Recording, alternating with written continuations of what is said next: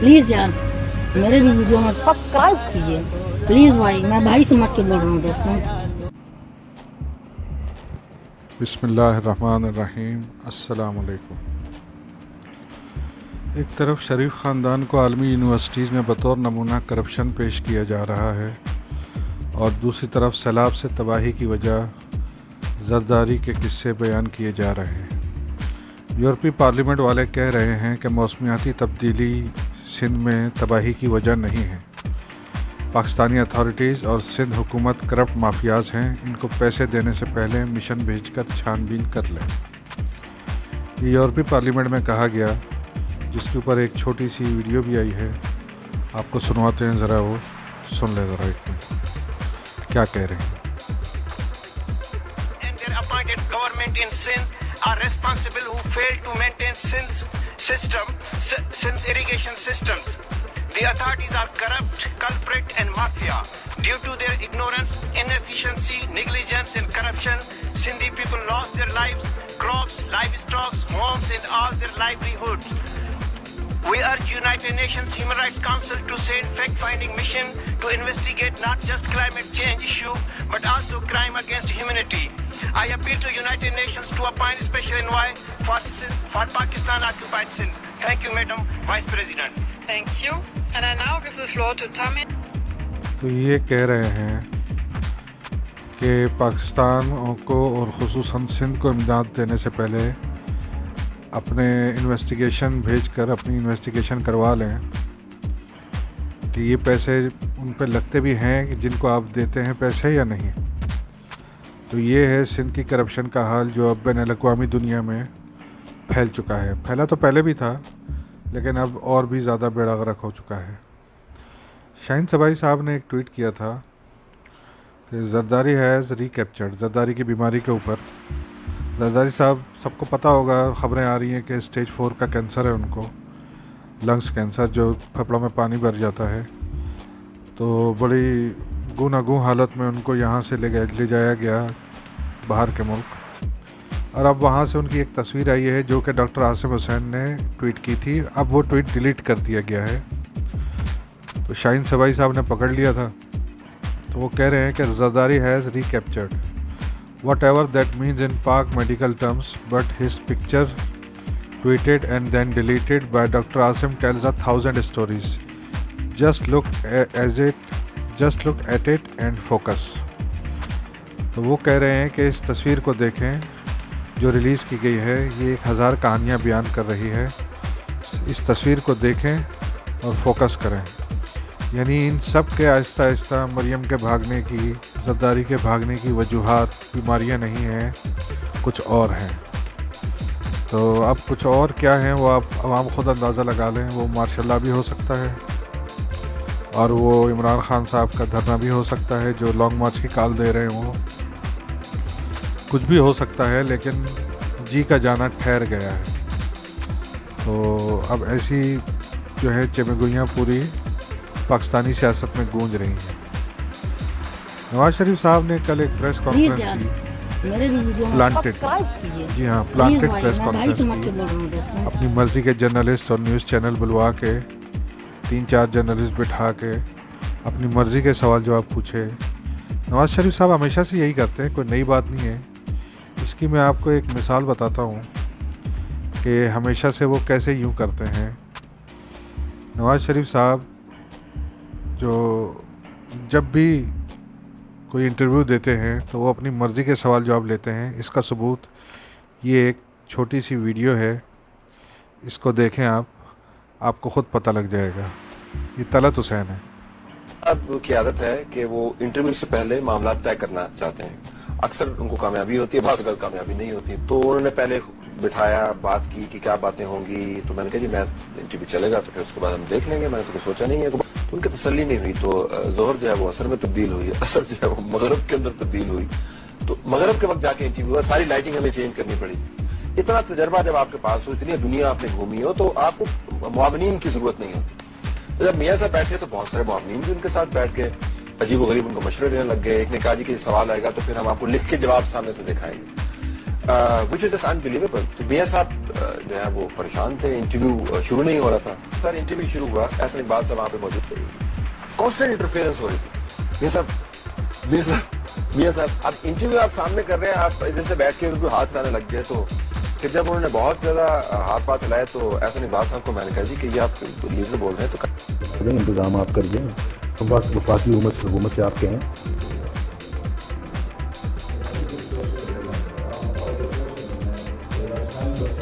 ये देखें live interview के मनाजर है। I am very sorry, I have to insist on this, please don't do this. मैं उस तरफ आ रहा था, this is your party chief, मैं उस तरफ आ रहा था। I am very sorry, this is unfair, he is handling it very well and I have to represent this. Go on. मैं सिर्फ देखिए वो वहाँ पंजाब इस वक्त वहाँ पे, यहाँ से शुरू करते हैं, वो इस वक्त वहाँ पे है इस्तांबुल में, आज इस्तांबुल में है वो सारा। तो ये मियाँ साहब के प्लांटेड इंटरव्यूज़ का एक मुख्तसर सा नमूना आपको पेश किया है। तो आप समझ गए होंगे कि ये किस तरह के प्लांटेड इंटरव्यूज़ करते हैं। इसी तरह का एक प्लांटेड इंटरव्यू उन्होंने इंग्लैंड में भी किया। नवाज़ शरीफ साहब की आदत है कि वो झूठ बोल रहे होते हैं, और ये भी झूठ बोला उन्होंने कि 5 अरब डॉलर प्लेट में रख के दिए जा रहे थे, इसने इन्हें ठुकरा कर एटमी धमाके कर दिए। ये झूठ है, सरीहन झूठ।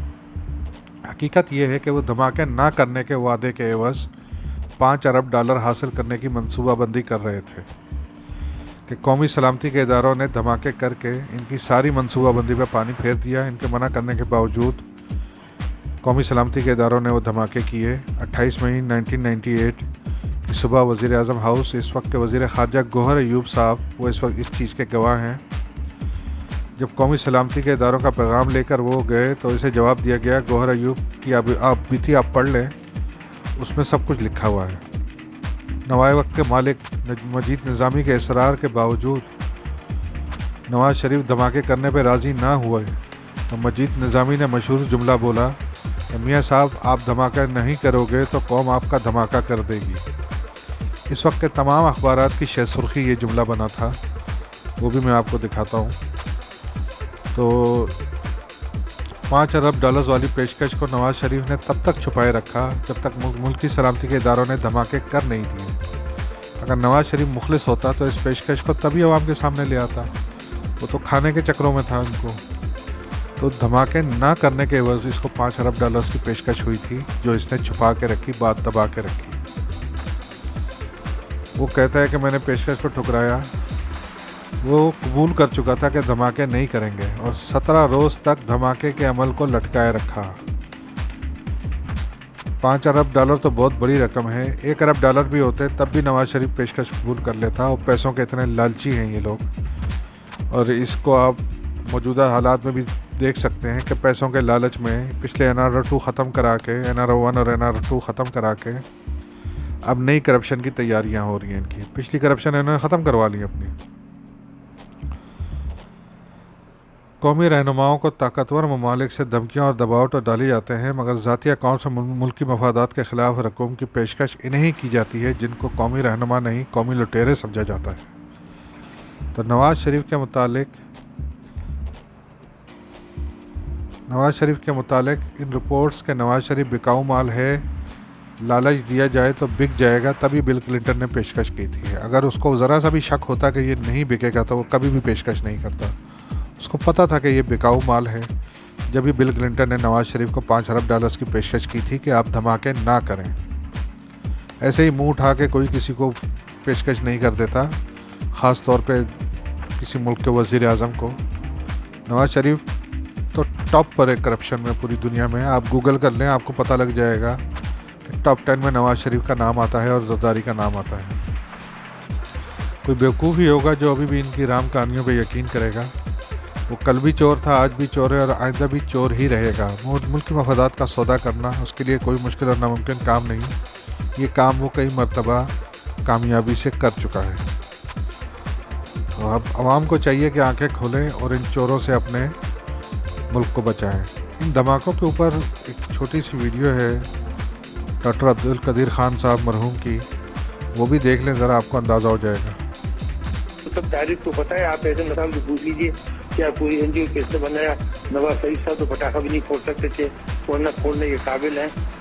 और भुट्टो साहब भाजपा के भी बम नहीं बना सकते थे, बनाया हमारे सरकार, और हमने अपनी जान कुर्बान करके, अपनी फैमिली लाइफ कुर्बान करके, और थोड़ा भी साइंटिस्ट और इंजीनियर हैं, इन्होंने क्या किया? इनमें तो ये हो या कोई और हो, इनमें तो इतनी भी सलाहियत नहीं थी कि जब मिसाइल फायर हुई, इतना बड़ा वो कारनामा था पाकिस्तान के लिए, बैलिस्टिक मिसाइल गोली फायरी, तो भी कोई नहीं आया खड़ो के देखता।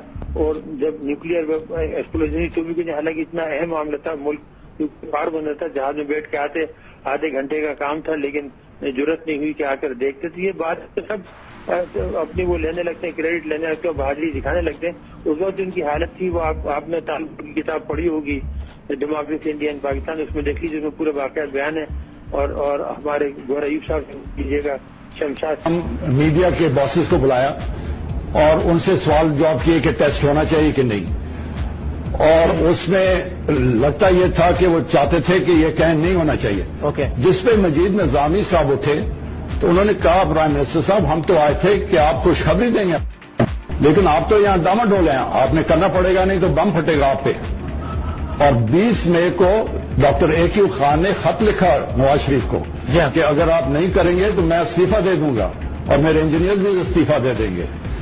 और 28 सुबह को जब रात को ये था अंदेशा के हमारे शगाई के ऊपर हिंदुस्तान शायद हमला करे, जी, तो 28 सुबह मैं प्राइम मिनिस्टर हाउस गया, और उस वक्त वो बात कर रहे थे क्लिंटन साहब के साथ। शहबाज शरीफ साहब मेरे पास आए ड्राइंग रूम में और कहा कि प्राइम मिनिस्टर अभी आते हैं, वो क्लिंटन से बात कर रहे हैं, और अगर उन्होंने हमें अच्छा पैकेज दिया तो हम न्यूक्लियर टेस्ट नहीं करेंगे। अच्छा। तो मैंने कहा जी वो तो हमने डिवाइसेस डाल दिए हैं, उसको निकाल नहीं सकते। तो ये क्रेडिट जो है ये हमारी आवाम को जाता है, डॉक्टर AQ खान को जाता है, हमारे और हमारे गौर अयूब साहब। तो ये सुना आपने गौर अयूब साहब का बयान भी और डॉक्टर अब्दुल कदीर साहब का बयान भी, एटमी धमाकों के हवाले से और उसमें नवाज शरीफ के किरदार के हवाले से, जो कि सिफर है, बल्कि आप नेगेटिव भी कह सकते हैं, क्योंकि उन्होंने धमाके ना करने के पैसे पकड़ने थे अमेरिका से $5 अरब। एक और बात कही नवाज शरीफ साहब ने अपने प्लांटेड इंटरव्यू में, जस्टिस साकिब निसार की ऑडियो का हवाला दिया। इनको शर्म भी नहीं आती कि जिस ऑडियो का वह हवाला दे रहे हैं, 11 दिन कबल ही इस ऑडियो पर बयान हल्फी देने वाले गिलगित बल्तिस्तान के साबिक चीफ जज राना शमीम इस्लामाबाद हाई कोर्ट में बयान हल्फी दे के माफ़ी मांग चुके हैं कि ये बयान गलत है। तो अब जिस पे सब वो राना शमीम साहब माफ़ी मांग चुके हैं, नवाज शरीफ साहब उसी ऑडियो का, साकिब निसार साहब की उसी ऑडियो का हवाला दे रहे हैं। इससे आप इनकी ज़हनी कैफियत और इनकी ज़हनी पसमानदगी का अंदाज़ा लगा सकते हैं कि फ़ेक ऑडियोज़ के ऊपर इनका प्रोपेगेंडा होता है सारा, और यही प्रोपेगेंडा मीडिया इंटरव्यूज़ में सामने आता है, जिसको ये बिकाऊ मीडिया, पाकिस्तान का बिकाऊ मीडिया उसको उछालता है और अपना एक बयानिया बनाने की कोशिश करता है इनका। एक और बात कही नवाज शरीफ साहब ने कि जनरल बाजवा ने मुझसे इंतकाम लेते लेते पाकिस्तान का भट्टा बिठा दिया है। बाजवा साहब के बारे में अयाज सादिक ने भी कहा था कि माथे पे पसीना था और टांगें काँप रही थी, और शहबाज शरीफ की पेशी में भी बाजवा साहब के नारे लगे थे कि बाजवा कुत्ता हाय हाय। तो इन लोगों की गैरत उधर नहीं जागती, इमरान खान साहब पे ही जागती है। तो नवाज शरीफ साहब के, बाजवा साहब के बयानात को ज़्यादा सीरियस नहीं लीजिएगा। ये वैसे ही बयानात हैं जैसे गुजरांवाला जलसे में नाम ले ले के बयानात दिए गए थे, मिली भगत थी, और वो ये जाहिर हो गया क्योंकि इनके ख़िलाफ़ कभी कोई कार्रवाई तो दूर की बात है, कभी कोई कॉन्फ्रेंस, प्रेस कॉन्फ्रेंस भी नहीं की गई। तो अभी भी कुछ नहीं होगा। ये 24 घंटे से ज़्यादा हो चुका है इस इंटरव्यू को, कोई जवाब अभी तक नहीं आया और आगे भी नहीं आएगा, क्योंकि ये सब मिली भगत है।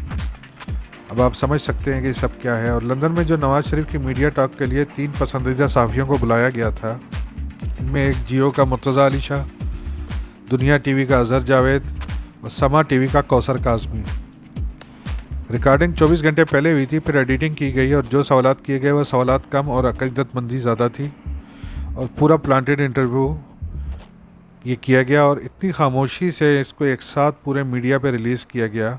24 घंटे पहले रिकॉर्ड हो चुका था ये, लेकिन 24 घंटे तक कोई नाम नहीं लिया किसी साफ़ी ने कि इंटरव्यू आने वाला है। हालांकि अगर किसी शख्सियत का इंटरव्यू आता है तो पहले से ही उसकी एडवर्टाइजमेंट शुरू हो जाती है, लेकिन यहाँ खामोशी थी। तो मियाँ साहब की मिली भगत मेरे भी वीडियो में वो जो है सब्सक्राइब कीजिए प्लीज भाई। आज मैं भी भाई वही समझ के उनके बोल किरदार रहा हूँ। हैं और वही उनकी ड्रामेबाजियाँ हैं। और एक साबिक अमेरिकी सेक्रेटरी ऑफ स्टेट थे स्ट्रॉप टॉलिवुड का कहना था कि नवाज शरीफ हमारे पास आके माफ़ी मांगता रहा कि मैं एटमी धमाके नहीं रुकवा सका, फ़ौज ने मुझसे ज़बरदस्ती करवाया। तो और लंदन में जो नवाज शरीफ से ताज़ा तरीन इंटरव्यू हुआ उसमें हमदर्द साफ़ियों ने किसी साफ़ी ने लंदन अपार्टमेंट्स का सवाल नहीं पूछा, मौजूदा महंगाई के बारे में सवाल नहीं पूछा, सिंध हाउस में जो हाउस ट्रेडिंग की गई है उसके बारे में कोई सवाल नहीं पूछा, तहरीक-ए-इंसाफ दौरे हुकूमत में रिकॉर्ड एक्सपोर्ट और नवाज शरीफ और शहबाज शरीफ पर मनी लॉन्ड्रिंग के मुकदमात पर कोई सवाल नहीं किया गया। इसी से आप अंदाज़ा लगा लें कि ये कितना प्लांटेड इंटरव्यू था। और एक और बात कही थी नवाज शरीफ ने इस इंटरव्यू में कि कुलसूम नवाज़ की मौत से 3 घंटे पहले मैंने कहा कि मेरी बात कराओ मेरी बेगम से, मुझे नहीं कराने दी गई, बात नहीं कराई गई मेरी। ये पता नहीं ये खुद बेवकूफ़ हैं और सारी दुनिया को भी बेवकूफ़ ही समझते हैं। कुलसूम नवाज़ तो कोमा में थी, कोमा में किससे बात कर रहे थे ये खुद कोमा में जाना चाह रहे थे क्या? पता नहीं कौन सी आवाम है जो इन जैसे लोगों के ऊपर भरोसा करती है और कौन वो लोग हैं जो इन जैसे लोग को पाकिस्तानियों पे बार बार मुसल्लत करते हैं। शर्म नहीं आती ना इनको ना इनके लाने वालों को। अब आपको मैं फवाद चौधरी साहब का जवाब दिखाता हूँ।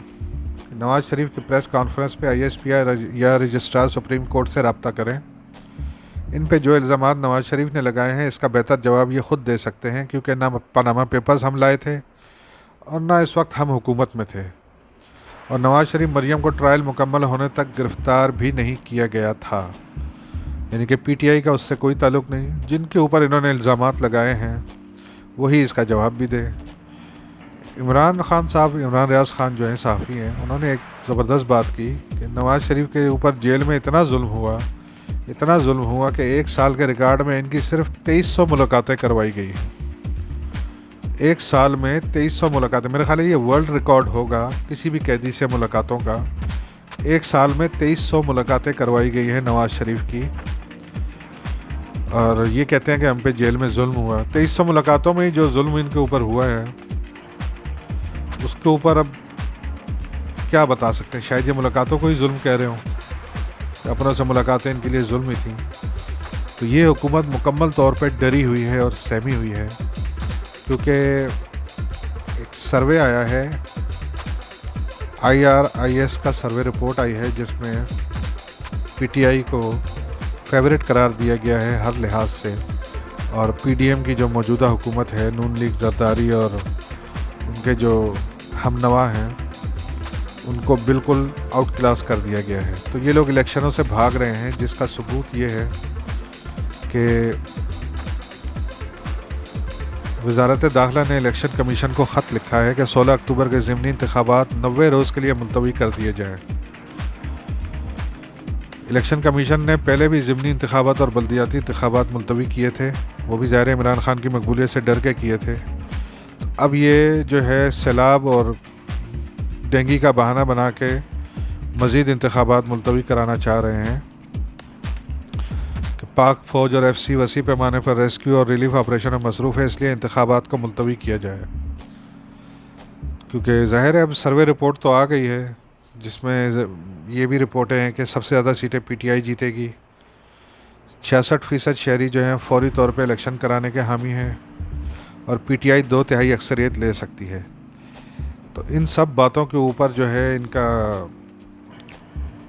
कापे टांग गई है, और ये इलेक्शन मुलतवी कराने के चक्कर में है। वीडियो बहुत लंबी हो गई, मेरे चैनल को सब्सक्राइब ज़रूर कीजिएगा। Thank you very much.